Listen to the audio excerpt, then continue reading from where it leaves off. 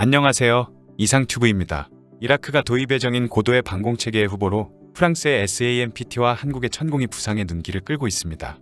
이라크 전쟁 이후 재건된 이라크 치안부대의 지상군은 구 이라크군 장비를 포함해 새롭게 미국이나 러시아로부터 조달한 전차 등의 전투 장갑 차량으로 무장하고 있지만 방공 시스템은 러시아의 판치르 S1이나 미국의 어번저와 같은 근거리를 커버할 수도 있을 만큼의 고도의 방공 시스템의 필요성이 요구되고 있었습니다. 이에 이라크 의회 및 안보방위위원회는 최근 방공 시스템을 조달하기 위한 자금을 배정했다고 밝혀 주목을 받고 있습니다.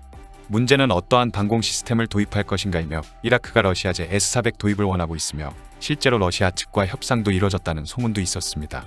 그러나 미국이 이라크가 러시아에서 S-400을 도입하는 것을 반대했으며 만약 이라크가 S-400의 도입을 강행한다면 터키와 마찬가지로 대러시아 제재를 이라크에 부과할 우려가 있었습니다.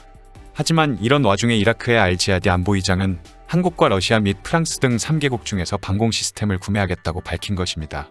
즉, 러시아의 방공 시스템을 선택한다면 대러시아 제재를 초래할 가능성이 높은 S-400을, 프랑스의 방공 시스템을 선택한다면 이탈리아와 공동 개발한 SAMPT를, 한국을 선택한다면 천공 시리즈를 도입한다는 의미입니다. 이라크가 그럴 일은 없겠지만 미국과의 관계를 망쳐도 상관없다고 각오한다면 원래의 희망이었던 러시아의 S-400을 선택할 것이고, 만일 미국의 대러시아 제재를 회피하기 위해 다른 나라에서 방공 시스템을 도입한다면 SAMPT와 천공이냐의 두 가지 선택인데 이라크는 한국과 프랑스가 경쟁할 경우 어느 쪽에 손을 들어줄까요? 이라크와 프랑스의 외교적 관계는 잘 모르겠지만 이라크군에 대한 장비 공급으로 미루어 볼 때 24대의 TOC-BIQ를 공급하고 있는 한국이 더 돈독하다고 할 수 있습니다. 하지만 이라크로서는 인도의 사례를 보고 판단할 가능성이 높기 때문에 이라크가 도입하는 방공 시스템의 기존 결정은 좀 더 두고 봐야 할 것이며 아마도 한국의 천공이 해외 방공 시스템의 도입 후보에 오른 것은 이번이 처음으로 보입니다. 참고로 미국이 러시아에서 S-400을 도입하는 인도의 제재를 가할 것인지에 대한 문제는 미국에서 중요한 이슈로 부각되고 있습니다. 인도는 2018년 10월에 S-400 방공 시스템의 도입을 위해 러시아와 54억 달러에 이르는 계약을 체결했으며 올해 안에 러시아로부터 S-400의 초도군이 인도에 도입될 예정입니다. 하지만 이 거래에 대해 당시 트럼프 대통령이 인도의 적대자에 대한 제재조치법의 발동을 지연시키면서 S-400 도입을 중지하고 미국의 패트리엇을 구입하도록 요구했지만 인도는 독립국이 내린 안보적 결정을 다른 나라가 국내법에 따라 제재하는 행위는 잘못된 것이라며 반발했었습니다. 인도는 오바마 행정부 시절에 부통령으로 인도를 방문해 양국 간 관계 개선에 기여한 바이든 후보가 대통령에 취임하자 S-400 문제에 어떠한 변화가 일어나기를 인도는 기대했으나 바이든 행정부는 트럼프 행정부의 방침을 승계하여 인도의 S-400 도입은 용인할 수 없다라고 전달했고 상원 외교위원회 위원장도 S-400 도입을 강행하는 인도의 행위는 CAATSA 231조에 저촉되기 때문에 CAATSA 제재 발동 요건을 갖췄다며 바이든 행정부의 제재 발동을 요구하고 있습니다. 따라서 바이든 행정부가 원칙대로 법을 적용한다면 인도가 러시아에서 S-400을 도입하자마자 바이든 행정부는 원칙대로 인도의 제재를 취해야 합니다. 하지만 만약에 미국이 인도의 제재를 발동하면 미국과 호주, 인도와 일본으로 구성된 쿼드의 틀은 후퇴할 수밖에 없어 미 상원 의회의 존 코닌 의원과 마크 워너 의원 2명은 바이든 대통령에게 서한을 보내 S-400 도입과 관련해 인도 제재를 포기하고 관계를 유지할 것을 요청했다고 미국의 디펜스 뉴스는 보도했습니다. 2명의 의원들은 미국과 인도의 관계가 강화되고 있는 상황에서 인도에 제재를 가하게 된다면 그동안의 노력이 헛수고되거나 관계가 퇴보할 수 있다며 미 대선에 간섭한 러시아를 제재하기 위해 제정된 CAATSA의 발동을 포기해 줄 것을 요청했습니다. 단순하게 본다면 미국이 인도 제재를 포기하면 그만인 것처럼 보이지만 실상은 그렇지 않습니다. 트럼프 행정부나 의회는 러시아 방위산업에 타격을 주기 위해 CAATSA를 이용하여 러시아제 무기 도입을 고려하는 국가에 압력을 가하고 있습니다. 인도네시아와 이집트는 러시아로부터 수호이 35를 도입하려 했지만 미국은 이들 나라들의 압력을 가하고 있기 때문에 만약 미국이 인도의 S-400 도입을 제재 대상에서 빼게 된다면 중동 국가들은 S-400의 도입에 나설 것으로 예상되고 있습니다. 따라서 미국이 인도에 제재를 가하지 않으면 러시아의 수호이 35에 관심을 보이고 있는 국가들도 미국의 제재를 두려워하지 않을 것으로 보입니다. 또한 S-400을 도입하여 미국의 제재를 받고 있는 터키도 미국의 일관되지 않은 제재 기준을 따질 수 있기 때문에 인도만을 특별 취급할 수는 없을 것입니다. 미국이 터키와 진행 중인 F-16V 판매 협상은 CAATSA에 따른 제재가 아닌 S-400 도입을 이유로 터키를 F-35 프로그램에서 추방한 데 대한 보장의 의미가 강하므로 만약 미국이 인도의 제재를 파기한다면 CAATSA에 따른 제재로 입은 터키의 피해에 대해서도 미국은 보상을 해줘야 할 것으로 보입니다. 참고로 트럼프 행정부 시절에도 매티스 국방장관이나 틸러슨 국무장관이 인도에 대한 제재 면제를 요청했지만 모두 거절당한 적이 있어 과연 2명의 상원의원만으로 바이든 정부를 움직일 수 있을지는 의문입니다.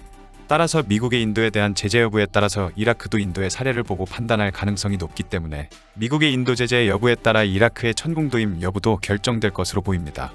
또 한 가지 소식을 첨부한다면 이번 소식은 호주의 원자력 추진 잠수함과 관련된 소식입니다. 호주의 그렉 모리어티 국방차관은 지난 10월 27일에 호주 상원에서 개최한 공청회에서 미국과 영국의 기술을 접목한 독자적인 핵잠수함 건조만은 절대 있을 수 없다고 말해 눈길을 끌고 있습니다. 호주 상원은 어택급 잠수함을 파기하고 미국과 영국의 지원 아래 핵잠수함을 조달키로 한 호주 정부의 결정을 검증하기 위해 국방위원회 공청회를 개최했고, 호주의 핵잠수함 도입 태스크포스 책임자인 조너던 미드 중장은 국방위원들에게 오커스에 따라 건조되는 핵잠수함은 성숙한 설계 플랜을 선택할 것이며 이 성숙한 설계란 이미 건조된 모델을 지칭하는 것이라고 말했습니다. 더욱이 미국과 영국의 기술을 접목한 독자 모델의 핵잠수함을 건조할 것인가라는 노동당 의원들의 질문에 그렉 모리어티 국방부 차관은 절대로 있을 수 없는 일이다라고 말해 호주에서 이슈가 되었습니다. 호주는 최종적으로 핵잠수함의 국내 건조를 진행할 예정이지만 안보 요건이 크게 변경됨에 따라 호주 정부는 어택급 잠수함 프로그램에서 우선했던 국내 방위산업 관여가 아닌 한시라도 빠른 핵잠수함 도입을 우선하기 위해 당분간 해외 공급업체에 의존하는 형태로 핵잠수함을 도입해도 무방하다라고 말하고 있는 것입니다. 즉, 완제품 직수입이라도 좋으니 빨리 핵잠수함을 손에 넣겠다는 것이기 때문에 미국과 영국 기술을 접목한 독자 모델의 핵잠수함 건조 등은 절대로 없다라고 말한 것으로 보입니다.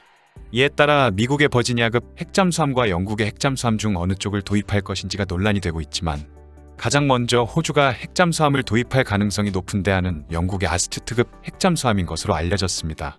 현재 퇴역하는 미국의 로스앤젤레스급 핵잠수함 임대나 버지니아급 핵잠수함의 도입은 어려운 상태라고 미국의 언론들은 말하고 있습니다. 미국의 언론인 브레이킹 디펜스는 최근에 호주가 만약 잠정적으로 8척의 버지니아급 핵잠수함을 미국에서 구입하거나 임대 방식으로 조달하려고 해도 미국의 핵잠수함 건조 능력은 연 한 척에서 2척을 건조하는 미 해군의 수요에 맞춰 구조 조정되고 있기 때문에 갑자기 원자력과 관련된 기술자를 증원하여 건조 능력을 증대하는 것은 불가능하다라고 말하고 있으며 이는 영국도 마찬가지입니다. 따라서 이런 미국의 상황을 무시하고 호주의 버지니아급 핵잠수함을 임대시키면 미 해군의 핵잠수함 전력이 그만큼 약화될 것이라고 경고하고 있습니다. 게다가 미 해군에서 퇴역하는 로스앤젤레스급 핵잠수함을 호주로 돌리는 방안에 대해서도 해결료 교환이나 호주 해군 사양으로의 개수가 필요하고 미국의 핵잠수함의 건조 능력과 원자로 유지 보수 능력은 미 해군의 수요로 조정되고 있기 때문에 갑자기 로스앤젤레스급 핵잠수함 8척의 정비와 핵연료 교환을 위해 미국의 조선소를 차지하게 되면 미 해군의 핵잠수함 유지 보수 일정에도 영향을 미친다고 지적하고 있습니다. 결국 원자로를 탑재할 핵잠수함은 다른 장비들처럼 팔거나 임대 방식으로 가져오기 어렵고 일시적으로 건조 능력을 확충하더라도 전문성 높은 핵 관련 기술자들을 쉽게 늘리거나 줄이기는 어렵다는 이야기일 것입니다. 이런 문제를 감안해 호주 디펜스 미디어는 영국의 BAE 시스템스는 아스투트급 핵잠수함과 드레드노트급 핵잠수함 건조를 동시에 병행하고 있지만 영국의 아스투트급 핵잠수함은 2024년에 예정된 7척의 건조가 모두 끝나지만 차기 공격형 핵잠수함인 SSNR의 건조까지는 시간이 남아있어 아스투트급 핵잠수함을 추가로 건조하여 완성된 선체를 호주에 공급하고 어택급 잠수함 프로그램에 참여했던 로키드 마틴 호주에 전투 시스템 ANBY 지원과 M48의 통합을 의뢰하는 것이 가장 현실적이다라고 제안한 바 있습니다. BAE 시스템스의 아스투트급 핵잠수함을 추가로 건조할 수 있는 여유가 있는지는 알 수 없지만 아스투트급 핵잠수함인 6번함과 7번함을 건조하던 인력이 현재 1번함과 2번함을 건조 중인 드레드노트급 핵잠수함을 당장 3번함과 4번함까지 건조하지 않는다면 BAE 시스템스는 아스투트급 핵잠수함의 추가 건조에 대응할 수 있을 수도 있을 것입니다. 하지만 원자로 등의 관련 기기도 추가로 조달할 필요가 있으므로 영국의 원자력 잠수함 건조에 관련된 공급망의 조정도 필요할 것입니다. 하지만 호주의 핵잠수함 도입에 있어서 최대의 장애물은 어택급 잠수함 프로그램과 같이 60% 이상의 관여를 요구하고 있는 호주의 산업계이며 이 부분의 노조 대표를 맡고 있는 브렌트 클라크 위원장은 만약 60%를 밑도는 계획이라면 도저히 용인할 수 없다라고 말한 적이 있어 오커스를 통해서 방위산업의 일감이나 고용이 대량으로 해외로 유출돼서는 안 된다라고 주장하고 있습니다. 따라서 호주 정부가 이런 부분을 잘 달래지 못한다면 호주의 핵잠수함 도입은 이상한 방향으로 흘러갈 가능성도 있을 것입니다. 이상 마치겠습니다. 시청해주셔서 고맙습니다. 이상 큐브였습니다.